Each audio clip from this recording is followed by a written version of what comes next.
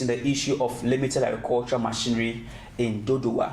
So the Agroriches team visited the Dodowa farms. That was last Thursday, and there's a report that they are bringing in. So we'll be discussing this issue. Anama, welcome. Thank you so much for having me. Yeah, you're welcome. So how are you? I'm okay. I know I can be better, but well, but I guess the week ahead is very positive. Yeah. Let's hope for that. With God by our side, we will do good. All right. So the first story, we are looking at a major threat to agriculture, that is encroachment. Yeah. So the journalist reported, he visited the Dodowa farms with the district director of agriculture, with some few agriculture and section officers and some farmers. Now, encroachment is a threat to them. We see estate developers, going into the farmlands, they're taking portions of it, and then we see settlers, from other regions who are settling there, and even the people around the Dodowa are also settling on farmlands. What's your take on that? I'm glad you mentioned that it's a major issue, because when we mention issues pertaining to agriculture, we hardly mention encroachment. But recently, it's really gaining grounds among farming communities, and not just Dodowa. I think early this year I went to the central region, Befikum, and they complained about the same thing. Encroachment is really something affecting farmlands or farm communities, and I believe moving forward, we should really, government or agricultural actors should really look at helping solve or curbing the issue.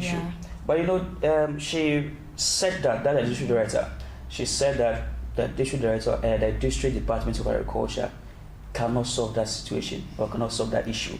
Even the government cannot solve it, because these are farmlands that have been owned by individuals and then the communities. Even though they can't solve it, they can do a lot to help the situation. In this sense, she mentioned that even farmers themselves are selling their farmlands. Why? Because agriculture in itself, maybe to them, they are not getting much profit as they would want. So what's the essence? If someone right now, a quarter plot of land at Frampam where I live is going for over 20,000 and 10,000 Ghana cedis. So if the whole year, 10,000 years near, and they are not getting that money. Exactly, and someone, just a quarter. So if I have hectares of land and I'm selling a quarter plot for over 20,000, then my hectares, so I would quickly switch from agriculture to selling my land.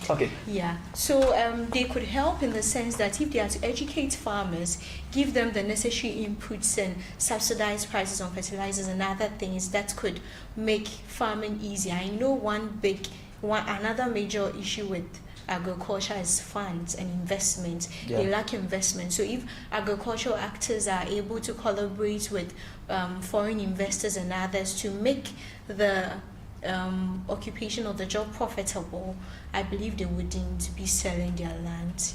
And if they're also educated on the benefit of keeping or reserving such farmlands, I believe it would go a long way to change their mindset and protect the farms. So you are saying that we should sensitize the farmers in those areas? We should help. They should help them any way they can, and they could also collaborate with the chiefs on that. Because most farmers do not even own these farms; they are rented out or something. They are given they've been leased out by chiefs of certain areas for farmers to farm on. So the chiefs own the lands in these areas. So if education is happening and government is collaborating with chiefs on this issue and educating them on the importance of reserving these farmlands for farming, it will do some good. When we see the second paragraph, she pointed out that we are going to face food insecurity. We are going to also experience loss of the biodiversity. We are also going to have some environmental impacts and economic consequences. In this era, the estate developers are offering huge amounts of money. A farmer could, let's say, the profits that a farmer would be able to make in 10 years. This estate developer is offering that, within a one-time offer. Wouldn't it be difficult to solve this issue?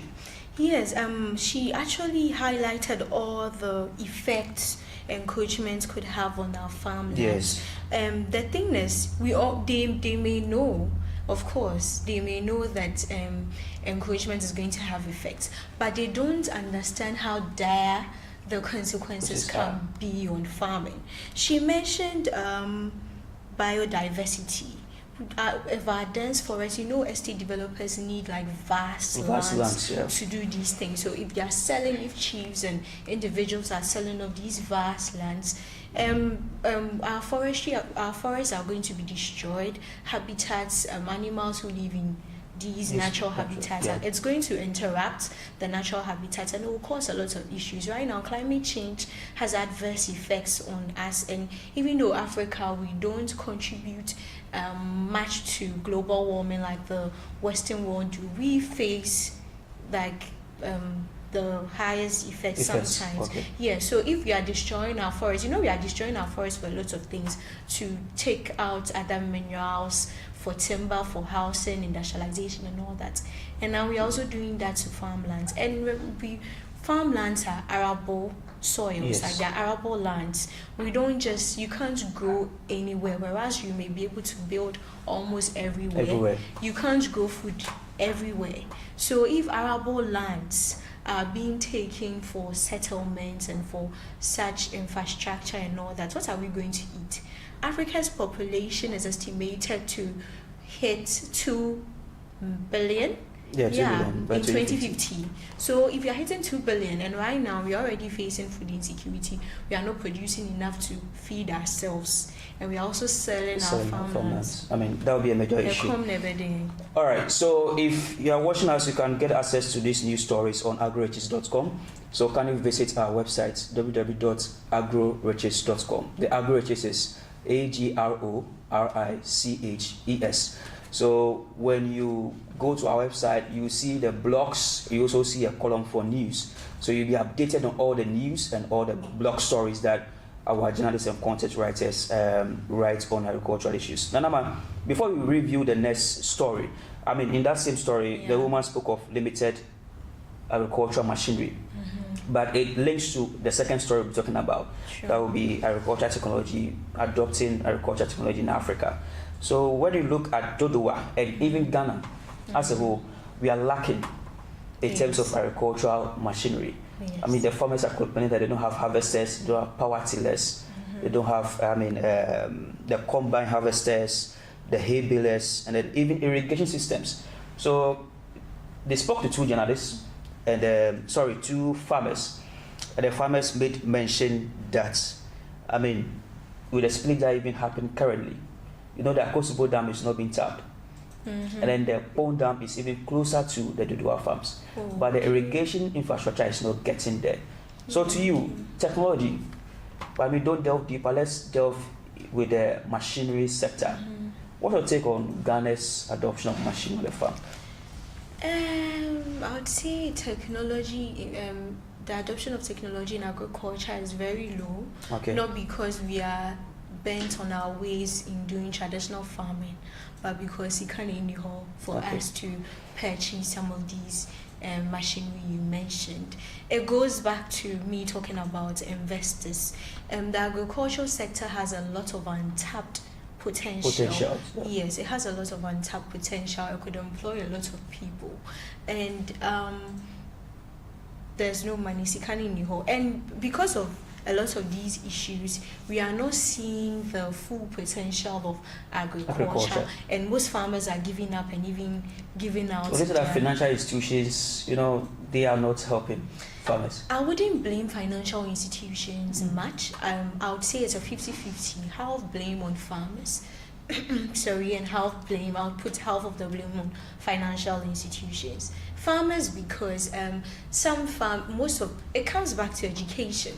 Most farmers are not educated. They don't know that they should even register their farms. That's keep one proper records and all that. Exactly, because if you are going in for funds, these are some of the requirements they would ask of you. Right. If your business, if your farm, they don't even see the essence or know that they could register their farms in the first place. Yes. They don't register their farms. They don't keep good records. Some don't even bank like they don't bank, they don't put their money in the bank. Any money they get from the farm goes back to the farm. There's no record. I have a friend whose dad is a farmer, and he was looking at scholarship opportunities outside. I'm like, your dad is a rich farmer who exports mangoes and stuff. So uses bank statements. He was like, shit, on fancy cancel banco. Look at this. So there's no record. There's no records. Exactly. So these are some of the things the bank institutions look at, which makes them deny farmers of funds and loans. And thank you. Yeah. So let's quickly move to the second story. It says that agricultural technology is the way to go, and this was said by Cabinet Secretary of Agriculture in Kenya. That is Cabinet Secretary Bitika Linturi. So I'll read a story. So that's agriculture. We are going to delve into agricultural technology. So he says that for the world to feed a growing population, we must be ready to invest in technology. And then it goes on to say that there is a need to adopt technologies to increase yields, reduce post-harvest losses, and develop drought-resistant crops that deal with the effects of climate change. And it's quoted here, we must accept the reality of life, that the world is grappling with serious effects of climate change. In order to deal with these challenges and a growing population, we must be ready to adapt to investing in technologies. The Cabinet Secretary spoke on Tuesday during the official opening of the African Conference on Agricultural Technology.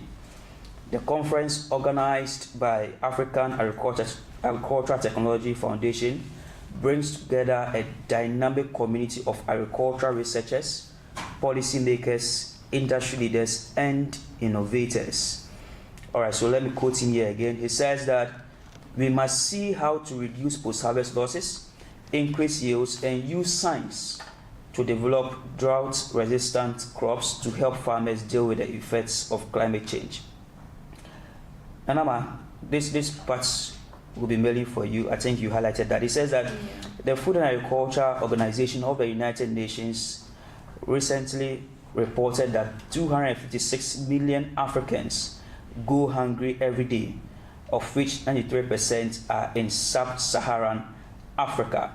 All right, so it goes, or you can find this news on starnews.com. So there is talking about agricultural technology. And we are speaking about, it has two sides to this. We are looking at climate change.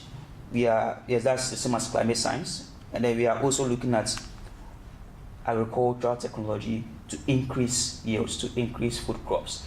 And one striking revelation made here was that about 256 million Africans go hungry every day, of which 93% are in sub-Saharan Africa. Yeah, which Ghana is a part of. This is a critical issue. So, what are we doing? He's saying that we should embrace technology. What are we doing as a country? Yeah, as a country, I think our issue is not embracing technology. We would love to embrace it, but the funds to get these things and the education. The reason why I'm hitting so hard on education is because I believe education is the way forward. Like we could even bring most of these technological advancement he's mentioning, but we didn't have the technological know-how, the education of how to operate it. Most of these machinery has been made available by kind courtesy of NGO groups, to farmers in the villages, but they have no idea how to use it, how to mobilize it for their own good. So I think we need to embrace technology. But before that, we should educate our people on how important technology is and how it could help. You are mentioning education. Yeah. Even when we visited Dodua, the extension officer there, the extension officers are those who educate farmers. He said he's handling, only him, one person is handling 1,800 farmers. And the other extension officer at Etiwa we interviewed him here on Agroriches TV. He said he's also handling over 1,000 farmers. So with education you are touching on, how is this education going to be effective? How do we extend these things to the rural areas? Yes. It boils back to encouraging the youth to venture into agriculture. It also comes back to the venture not being lucrative one, and it's not made appealing for the younger generation to indulge in the venture. So education has various, when I mention education has various forms. These sometimes workshops are not even done for these agriculture extension officers. Into the traditional methods and all is what they are teaching. If they are to have workshops, or if we could educate people and advocate for more individuals to join agriculture. There are lots of branches in agriculture. You went to study science, you are into tech, you are into IT. You could develop an app which could help these farmers or give them weather forecast news and all that. Because we eat every day. We may think media agriculture, but we eat every day. We need these farmers. And if everyone gets up and says, I don't want to be a farmer, I want to be in the office, I want to do this and that, who is going to feed who? Okay. Yeah, so we should advocate for more people to join the trade. Thank you. So this is agricultural technology, and I mean this was a conference that was held under the theme Agricultural Resilience Through Innovation. So I mean African leaders are calling for innovation in agriculture, and we need to start adopting climate smart approaches. We need to have the weather stations on farms. We need to educate farmers on embracing technology so that they could also sustain themselves in this current state of climate change. We'll be reviewing the very last topic for this program. Anama, we are going to be talking about NSS and Jospon Group. So let me quickly give a background to our viewers. Yes, so the headline says that collaboration between NSS and Jospon Group of companies to advance agriculture. So the lead says that a remarkable collaboration is underway between the Jospon Group of companies and the National Service Secretariat with the common goal of advancing agriculture in Ghana. During a recent meeting with Chief Executive Honorable Osei Asibe and the 16 regional directors of the National Service Scheme at the Mensvik Hotel on October 24, Dr. Joseph Ejapon, the founder and executive chairman of Jospon, expressed his company's eagerness to join forces with NSS in strengthening the latter's efforts in the area of agriculture. So let me take a quote from Jospon. He says that this endeavor aligns seamlessly with NSS vision to deploy graduates for meaningful employment, and I am confident it will yield significant benefits for our national service personnel engaged in the agricultural sector. And we are speaking about youth in agriculture. I mean, this particular news is relating to, pushing in the youth into agriculture. Mm-hmm. Well, this is a major issue we are actually facing as a country. And we have Jospon, who, is trying to open up opportunities for the youth and is partnering with the NSS. Before we delve into this conversation deeper, now, even with the teaching courses, even those who go and do teaching, those who do the nursing, those who do communication, if we are taking them to these areas, that the rural areas, to even go and serve the nation, they are finding it difficult to, because they don't want to go to these areas. We know farms are in the rural areas. Don't you think that it's only going to center around agricultural students? I think it would be a limitation if they center on agricultural students. Yeah, that's why I mentioned education. The perception about the agricultural endeavor out there in Ghana is very poor.